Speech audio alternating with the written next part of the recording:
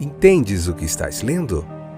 O podcast que te leva através das páginas da Bíblia. Livro por livro. Capítulo por capítulo. Uma exposição bíblica emocionante. Aperte os cintos e embarque comigo nesta viagem.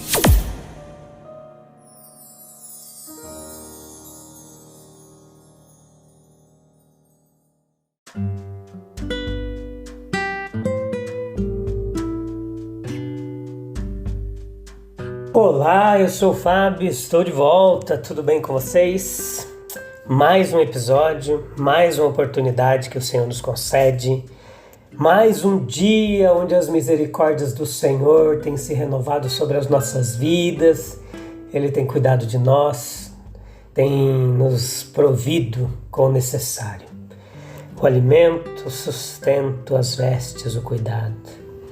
Obrigado, Jesus, por mais um dia e por tudo que tu tem feito. Então vamos lá? Hoje Levítico capítulo 19, parte 2, episódio de número 414, quinta temporada, momento especial de reflexão, de aprendizado da palavra de Deus. Que bom que vocês estão aí, vocês não cansam, hein? Vocês estão aí de novo? Ô povinho animado para estudar a palavra de Deus. Vamos lá então. Vamos falar um pouquinho da honra desse capítulo 19, o que ele fala sobre honrar, tá bom? Tem muita coisa interessante. Então é incerto se receberemos a honra que nos é devida. É bastante incerto. Possivelmente deixamos de receber algumas a que temos direito. Provavelmente já experimentamos esse mal em maior ou menor medida. E conhecemos a dor do coração que acompanha. As duas passagens que serão conectadas aqui no texto nos lembram que devemos prestar atenção ao quê? Vamos lá esses detalhes. Leia o capítulo 19, pega um caderninho para você anotar aí, que tem muita coisa que vale a pena você anotar. Aqueles que carregam o peso dos anos, olha o que diz o texto: tu te levantarás diante do idoso, daquele de cabeça grisalha, e honrarás a face do velho. Aqueles que viajaram muito na estrada áspera da vida e estão desgastados por muitas e tristes experiências sobre os quais repousam as privações da idade, eles carregam um pesado fardo. Um fardo que devemos respeitar. Eles são como soldados feridos em quem a batalha da vida deixou suas cicatrizes. E essas são marcas de honra que exigem o tributo da juventude. Aqueles que alcançaram a sabedoria. Os jovens tendem a pensar que podem alcançar as alturas da sabedoria sem escalar laboriosamente os declives da experiência. Eles descobrem que estão errados. O tempo prova a cada geração de homens que a sabedoria, seja ela da terra ou do céu, só é adquirida pela disciplina da vida. Há homens que passam pela vida humana e nada aprendem durante a passagem. Mas a loucura da juventude ainda se apega a eles. Mas quando os homens colherem os frutos de uma longa e ampla experiência, e especialmente quando os homens de inteligência e de piedade, eles guardaram a verdade de Deus, a verdade que Deus lhes ensinou, ao conduzi-los ao longo de todo o caminho da vida, eles são dignos de receber a nossa mais sincera honra. E devemos saber como levantar-se diante deles, com todo e muito mais respeito do que prestamos aos eruditos. Devemos receber homens a quem Deus há muito ensina na sua escola, aqueles que aprenderam muito de Jesus Cristo. Homens idosos que viveram uma vida fiel fizeram isso, pois eles viveram não apenas para si mesmos, mas para a sua espécie. Eles trabalharam, lutaram, sofreram para que pudessem ajudar a nós e a outros a andar na luz e entrar no reino, a desfrutar o favor de Deus. E eles ganharam nossa gratidão por meio de seu serviço fiel. Os nossos pais também fizeram isso. Honrareis cada um a sua mãe e a seu pai. Que benefícios nossos pais nos conferiram. Que bondade eles nos prestaram. Que sacrifício eles fizeram por nós. Que pensamento ansioso e oração sincera eles acalentaram e ofereceram em nosso nome.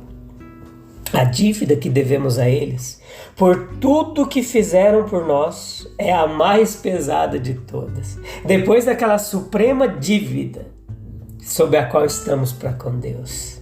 Devemos lembrar que a paternidade é a relação humana que mais se assemelha e mais plenamente revela aquela em que o próprio Deus está para todos nós. Cristo veio para revelar o Pai ao homem como o Pai das almas, portanto deve ser altamente honrado.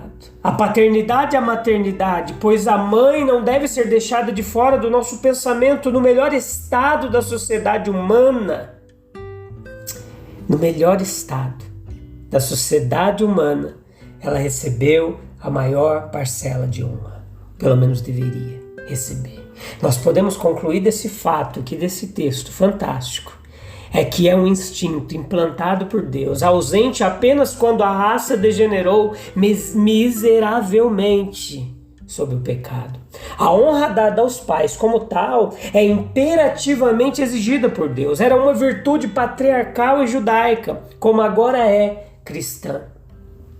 Após a liminar, permanecem estas palavras significativas: eu sou o Senhor. Filhos, obedeçam aos seus pais no Senhor. Efésios capítulo 6, versículo 1. A desobediência filial e a grosseria são pecados graves aos olhos de Deus. Amor filial, honra e consideração agradam ao Senhor. A verdadeira religião é vista na vida comum e cotidiana.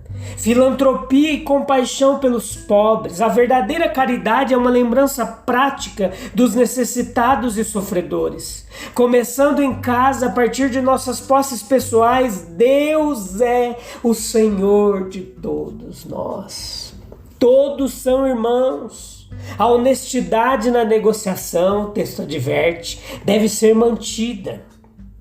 Meras considerações sociais e economia política nunca purificarão o comércio e santificarão as relações entre os homens. Nenhum dano deve ser causado por palavra ou ação, seja por negligência dos interesses do outro, ou ira profana contra o outro, ou encorajando a pecar por reter a devida repreensão. Tudo resumido no preceito: ame o próximo como a si mesmo. Todas as várias prescrições da lei judaica, tanto negativas quanto positivas, dizem respeito ao desenvolvimento puro e santo da vida individual e nacional. A religião é a raiz. A moralidade social é a flor ou a planta. A prosperidade nacional é o fruto precioso do qual, se quisermos preservar a semente e perpetuar a bênção, devemos cuidar para que encontremos o centro e o cerne mais íntimo, que é o amor de Deus como Pai de todos e o amor dos homens como irmãos da mesma família. Filantropia é uma palavra que pode não ter seu sinônimo no Antigo Testamento, mas o legislador hebreu não ignorava a ideia. O povo hebreu não ficou sem um incitamento a essa coisa em si. Daí essas injunções para deixar algum milho nos cantos de seus campos, as espigas espalhadas para a colheita e coleta dos pobres, versículo 9. O versículo 10 também fala deixar alguns cachos de uva que haviam sido esquecidos para as mãos necessitadas colherem. Não tirar vantagem dos mais fracos, de sua sociedade, surdos, cegos, versículo 14, mostrar bondade para com o estrangeiro, versículo 34. Os judeus foram expressamente ordenados a mostrar bondade para com os pobres, versículo 10. Ter cuidado com aqueles que sofriam de enfermidade corporal, versículo 14. Interessar-se pelo estrangeiro, pelo estranho, versículos 33 e 34 do capítulo 19 do livro de Levítico. Há algo particularmente impressionante no mandamento, de que eles deveriam abster-se de amaldiçoar os surdos. Olha que coisa fantástica. Mesmo que não houvesse perigo de causar dor ou ressentimento ali, porque eles não ouviam, eles não deveriam dirigir palavras duras quanto qualquer um de seus irmãos mais infelizes. Essa legislação para os fracos e necessitados apresenta um aspecto muito agradável da lei. Também nos lembra algumas verdades que nos atingem. Nós podemos observar algumas coisas, olha lá. Esse poder, ele tende a ser tirânico, quando se acha que pode abusar de alguém que tem menos força ou está numa condição inferior. A história das nações, das tribos, dos indivíduos é a história da afirmação, da suposição. Os fortes sempre se mostraram prontos para tirar vantagem dos fracos. Daí a opressão, a crueldade que obscurecem as páginas da história humana. Deus deseja que sejamos justos uns para com os outros. Na maioria dos casos, se não em todos, não podemos receber nenhum crédito por nossa força superior e jamais podemos reivindicá-la. Em muitos casos, se não na maioria, não podemos atribuir culpa aos outros por sua fraqueza. Os infelizes não são necessariamente os indignos e não temos o direito de fazê-los sofrer, meus queridos. Além disso, Deus deseja que sejamos especialmente gentis com os necessitados, porque eles são fracos. Aqui estão esses estatutos em relação aos pobres, e não é só em Levítico. Aos aflitos, estrangeiros, as escrituras todas têm isso. As escrituras devocionais falam mais plenamente desse dever sagrado. Você encontra lá em Salmo 41, verso 1 e 2, Salmos 112, verso 9. Os profetas também pronunciam sua voz ainda com mais força, Isaías 58, 6 e 8, versículo. Ezequiel capítulo 18, versículo 7, Neemias capítulo 5, versículo 10 ao 12, Jeremias capítulo 22, versículo 16, Amós capítulo 4, versículo 1. O nosso Senhor também nos evangelhos, com maior ênfase, nos recomendou consideração para com os fracos e desamparados. Mateus capítulo 10, versículo 42, Mateus capítulo 18, versículo 6, versículo 10, versículo 14, Mateus capítulo 25, versículo 34 ao 40, etc. Os seus apóstolos falaram e escreveram da mesma maneira. Paulo escrevendo aos Romanos, capítulo 12, versículo 15, escrevendo aos 1 Coríntios, capítulo 12, versículo 26. Mas o que acima de tudo deve nos levar a ter consideração pelos mais pobres e fracos de nossa comunidade é o pensamento de que fazê-lo, presta atenção nisso, é verdadeira e enfaticamente divino. O próprio Deus, ele sempre agiu de acordo com esse gracioso princípio. Ele interpôs para salvar os filhos de Israel porque eles eram fracos e aflitos. Repetidas vezes ele estendeu seu braço de libertação, salvando-os dos fortes e poderosos da terra. Neste princípio divino, ele lida com todos nós, ele conhece nossa estrutura e sabe que somos pó. Sim, como um pai se compadece de seus filhos, ele se compadece daqueles que o temem. O nosso Salvador lidou com excelente consideração em todas as suas relações com os seus discípulos, sem discernimento, sem apreço.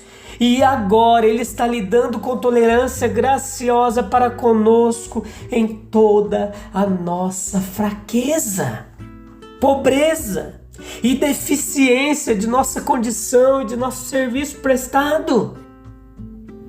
Nunca nos pareceremos tanto com o nosso misericordioso Mestre, como quando falamos e agimos com consideração para aqueles que são mais pobres, mais fracos e mais desamparados do que nós. Ao fazer a colheita, os proprietários são instruídos a poupar os cantos de suas colheitas, deixa o que caiu para os pobres. O que falha nas mãos do ceifador não deve ser recolhido novamente, mas deixado para trás. Assim, ao coletar a safra, os galhos soltos devem ser deixados para os pobres e estrangeiros. Não devemos considerar desperdício aquilo que vai para ajudar alguém. A colheita e a vindima são estações de alegria, tais estações devem ser também estações de caridade. A bondade purifica e assim aumenta a alegria. O mandamento era: não furtarás, não prejudicarás o teu próximo. Colher a colheita ali, por muito pouco, seria roubar do pobre o que lhe é devido. Não agireis com falsidade, assim não deve haver dissimulação de defeitos nos artigos colocados à venda por algum comerciante. Não deve haver representação falsa de valores, seja na venda ou na compra. Nem minta um para o outro, aqui é onde complica. Quando uma mentira é praticada em negociações falsas, a próxima coisa a fazer é proferir uma outra mentira para encobrir a mentira que você já falou. E aí uma falsidade, ela chama a outra para manter a mentira em evidência. Não jurareis falsamente pelo meu nome, é outra ordem. Com base no princípio de que mentiras são invocadas para apoiar a ocultação de um erro, os juramentos são subornados para apoiar mentiras. E assim o pecado gera pecado, o pecado em sua descendência torna-se cada vez mais degenerado. E esse último é uma maldade terrível. Não profanarás o nome do teu Deus. É apelar para o Deus da verdade para confirmar uma mentira. O salário do contratado não ficará contigo a noite toda até pela manhã. É o meio de sua vida. E uma vez ganho, não pertence mais ao empregador, é o que dizia a lei. Tá bom, meus queridos? A gente volta no próximo episódio, a gente vai ver 19 até a parte 4, esse capítulo um pouquinho grande. A gente volta para ver a parte 3 e eu te encontro lá, tá bom? Vamos juntos, firmes e constantes, sempre avantes, porque cada minuto que a gente passa, debruçado sobre o texto bíblico, isso vai fazendo uma transformação tão grande em nosso interior e vai reverberar em nossos pensamentos, em nossas ações, em nossas atitudes. E o nome de Jesus Cristo vai sendo cada vez mais glorificado. A gente se vê lá no próximo episódio. Um abraço. Deus abençoe. Tchau, tchau.